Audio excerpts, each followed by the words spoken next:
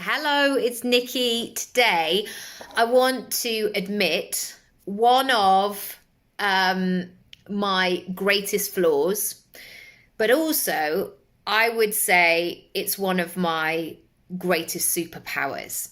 And depending on the situation and when and how I'm using it, kind of makes decisions on whether it's in support of my best good, I guess, or my vision.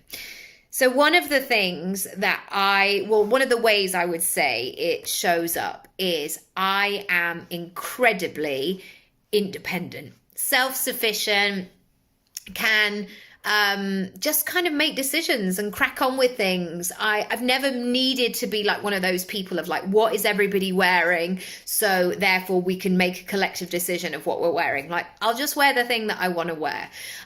Or if I haven't got a pal to go and do something with, or nobody's free, I'll just go and do it. Or I would go and book a class, I don't know, with my child, and I wouldn't be one of those people who's like, I need a friend so I can kind of go in. I've just kind of got on with it because I really value, I guess, the time that I have. And once I get fixated on wanting to do something, that's what I do. So, yeah, I'm very self-sufficient and can kind of crack on with it. But here's where it stops me and slows me down and actually gets in the way. When I am so self-sufficient, I miss things. And for me, as I grow and as I expand, and this is why I work with people, basically. This is why I work with mentors and coaches, and I buy courses and go to learn and things like that. Because in order to improve, I need to be able to recognize my blind spots. And I also, in the vein of being self-sufficient, I don't profess that I know everything at all. And sometimes there are moments where I feel like I'm starting from scratch once again. And so having people in my life that support that process, that can advise, that can tweak, that can set me on a different path has been really helpful. But I know that so many of my clients really fall into this category, that they get to a point where they've been doing things in the way that they've been doing them for ages and just cracking on and just making the moves and almost getting to the point of burnout sometimes, where they have this capacity to just keep going. And this has always been a trait of mine, that I knew that not everything, most things would not come easily to me. And so I always committed to working hard. Like, that was my whole thing. Like, I'm just going to work hard.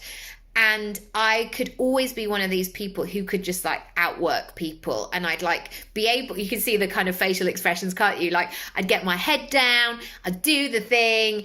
And yeah, I'd put my blinkers on and almost have a slight, not anymore, I would say, but certainly when I was younger, of like, I'll show them, I'll show them, I'll do this.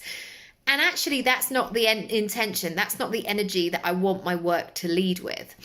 And as I develop and as I change and as my business gets older and as I get older, I'm really trying to reflect on where I need help and where I could benefit from having support.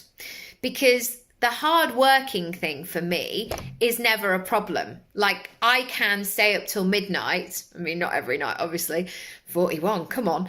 I can stay up until midnight and learn the thing. Like, spend 4 hours on something and learn it inside out.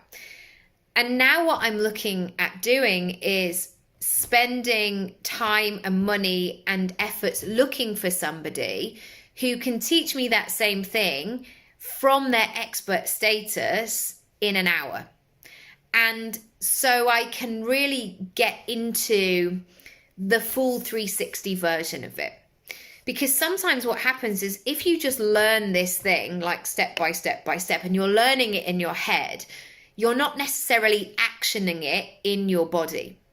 And what I found is when I work with coaches or mentors, or I learn school, enter kind of courses or things like that, go back to school. I haven't been back to school. I have that sense of learning the full version of what that takes to do that thing. And so I would love you to write down today a list where you are being